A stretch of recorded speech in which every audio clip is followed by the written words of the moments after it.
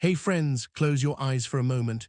You are on a small wooden ship. It's the year 1200. You are surrounded by the vast, endless ocean. The night is pitch black. The stars, your only guide, are hidden behind a thick blanket of clouds. You are completely and utterly lost. Before one simple invention, this was the terrifying reality of life at sea. For centuries, sailors were prisoners of the coast. They used landmarks, the sun, and the familiar pattern of the stars, techniques that were useless in fog, rain, or on the open, uncharted ocean. The horizon wasn't a promise of discovery. It was a deadly, invisible wall. The world was terrifyingly large, divided by oceans that were essentially terra incognita, unknown territory. The moment humanity figured out how to reliably navigate away from the coast, we didn't just find a better way to sail. We unlocked global trade, connected continents, and rewrote the entire map of the world. That moment was the invention of the compass. Today on Turning Point, we are tracing the path of the tiny, magical needle that set the world in motion. Here's the first mind-blower. The compass wasn't invented by European explorers dreaming of new lands. It began thousands of miles away, in ancient China, and it wasn't originally for sailing. Chinese were the first to realize the incredible property of naturally magnetized iron ore or lodestone, but they didn't use it to find ports. They used it for geomancy, a kind of spiritual art like feng shui. They created these intricate instruments, often shaped like a ladle or a spoon, resting on a polished bronze plate. The spoon's handle would always point south. They called them south-pointing spoons, and they used them to ensure their houses and tombs faced the most harmonious direction.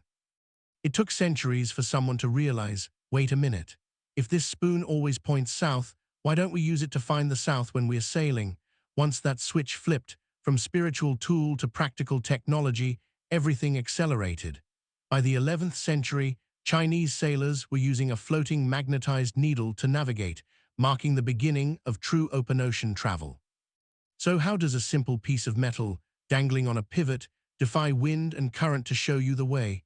The science is actually mind-blowing in its simplicity.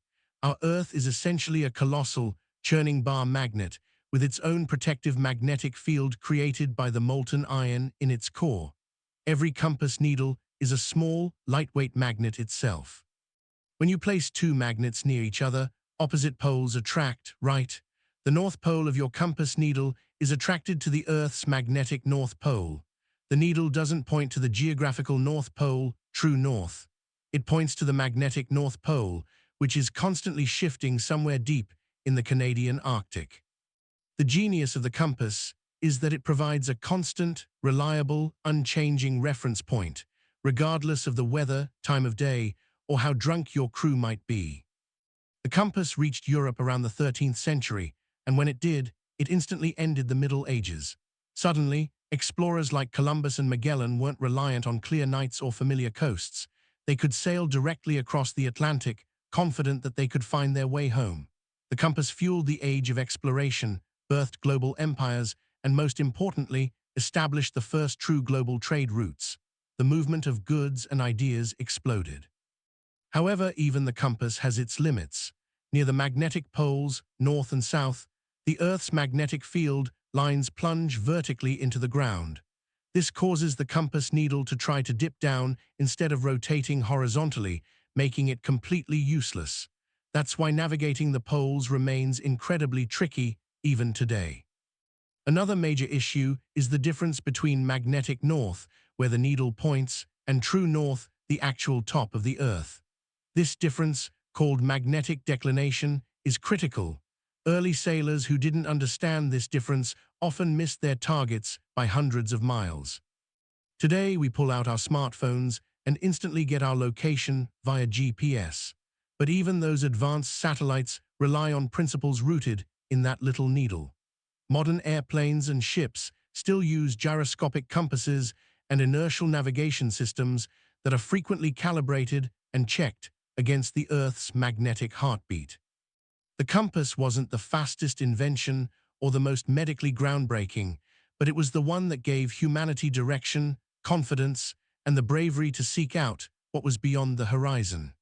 It transformed our fear of the ocean into a global highway, paving the way for the connected world we inhabit today.